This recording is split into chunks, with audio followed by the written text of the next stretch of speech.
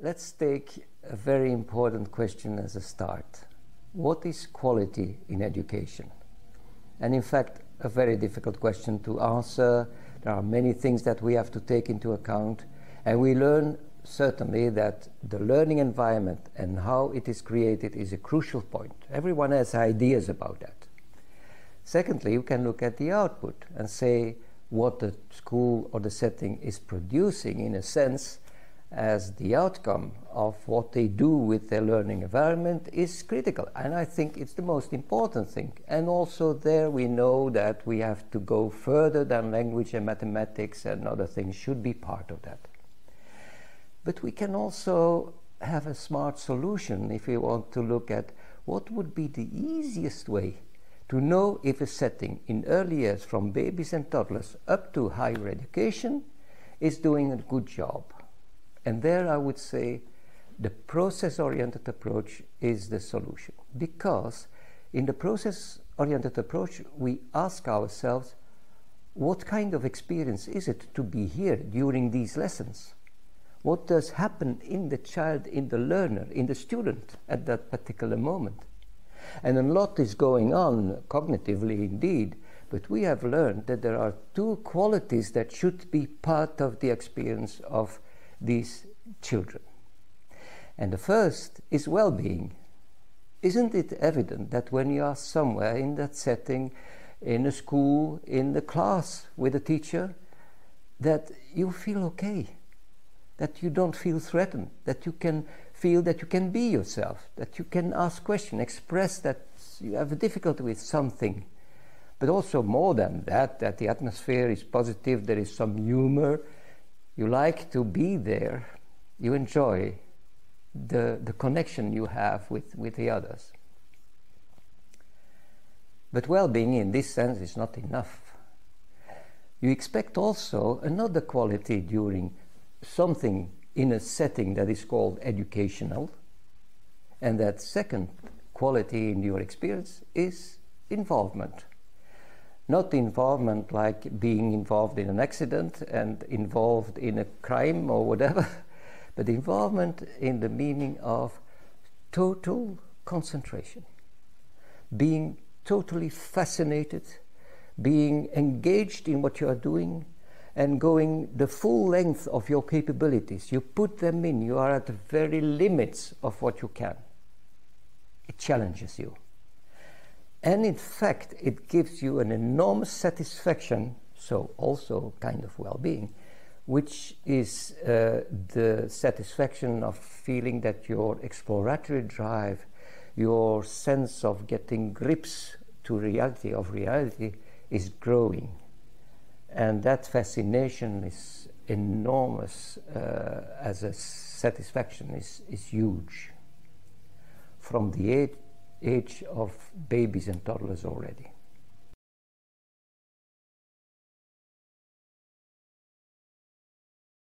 The description of well-being and involvement as the key indicators of quality holds for any setting that is supposed to be educational, where your goal is to have development of persons.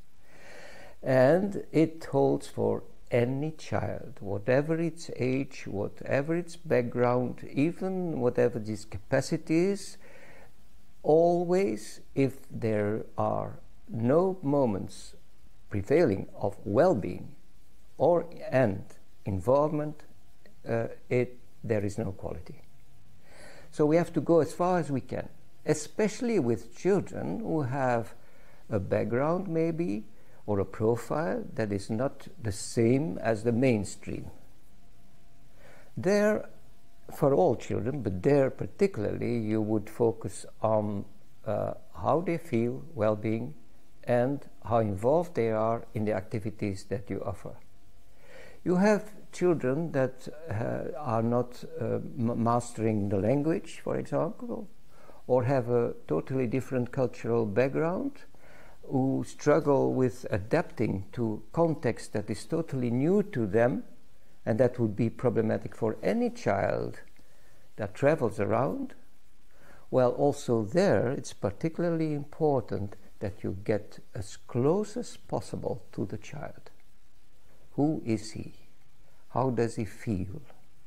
Where or what are his or her talents?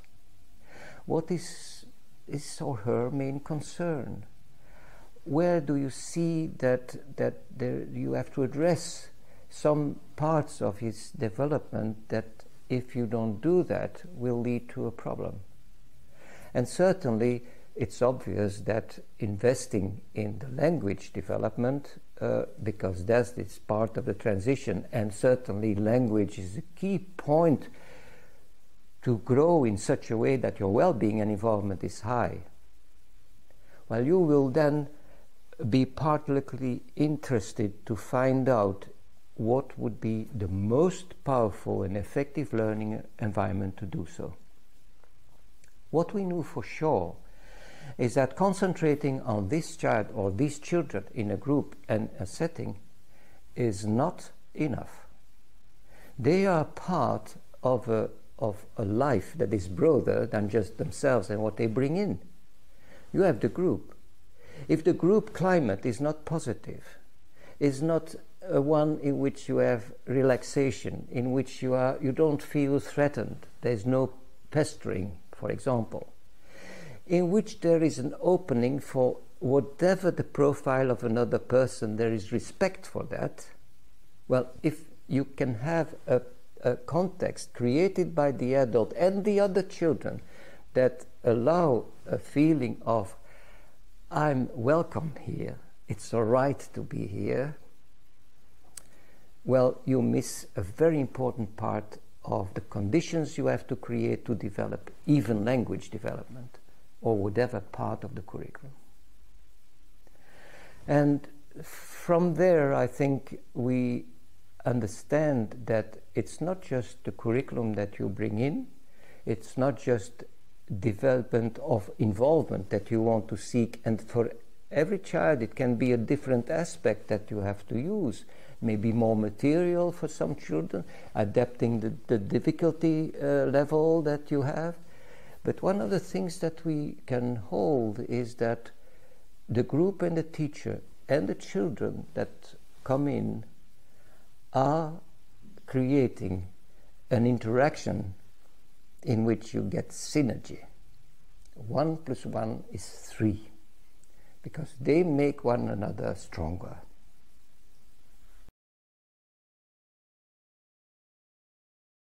When we focus on early years, children between 0 and 5 years of age, it's obvious that this is a very important part of a life, because there the foundation is set.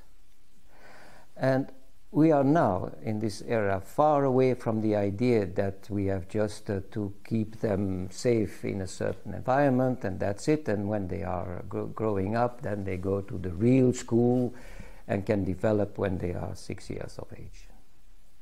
This is not what we can understand today with our knowledge of how development goes.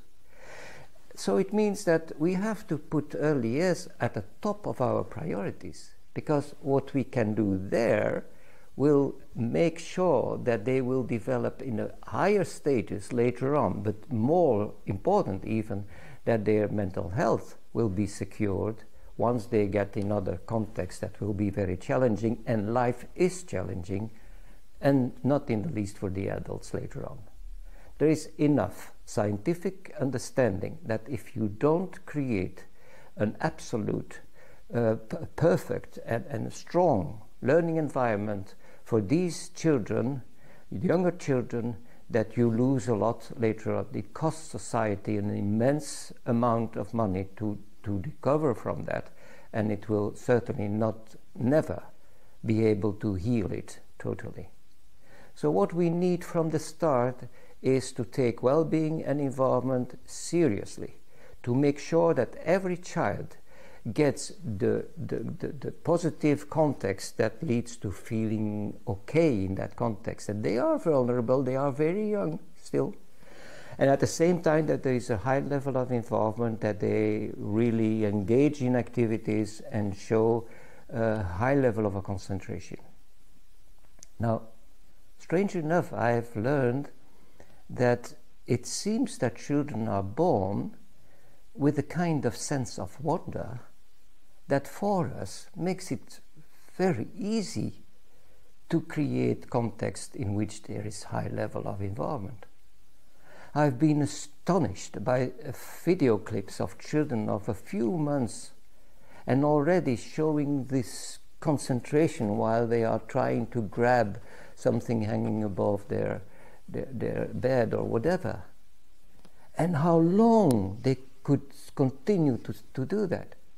And that brings me indeed to Montessori, who already early spotted that in very young children you have this kind of quality of cognition, well, because it's an exploratory drive that is at the center of that, and she named it as one of the indications of the creation with capital C, that it has put this in every child that is born.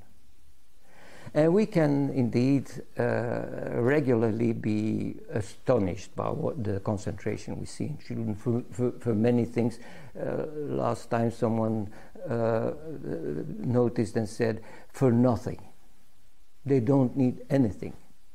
Just a leaf falling from the tree there is enough for them to be very active during minutes and minutes, be busy with that. So we have to keep that sense of wonder alive. And I'm afraid that the easier it is for younger children, the more difficult it is later on. Why is that? The reason is very clear, because children gradually have been caught by a system, by a school and educational system that has taken away one thing that is crucial to keep the sense of wonder, and that is adventure. I realized that play, we thought play, oh, that's important because you move around and that's very helpful to do that. And indeed, it's pleasant to see children play and they engage in that. But I recently understood that the decisive part of play, and I see it again and again in children, is being able to engage, to do something in the void. There is material and other things, but in fact there is no activity as such. There is no script. And they just start, and they go along with that. And they are not afraid, and they don't need a plan or others to just dictate. No, it evolves like that. And also adults know that feeling. People who are creative, who are entrepreneurial. And this is going away. The system and the conditions we have in society now, the modern society with all the tools we have and ICT, is preventing children to continue to savor that wonderful feeling of adventure. So it should be part of life.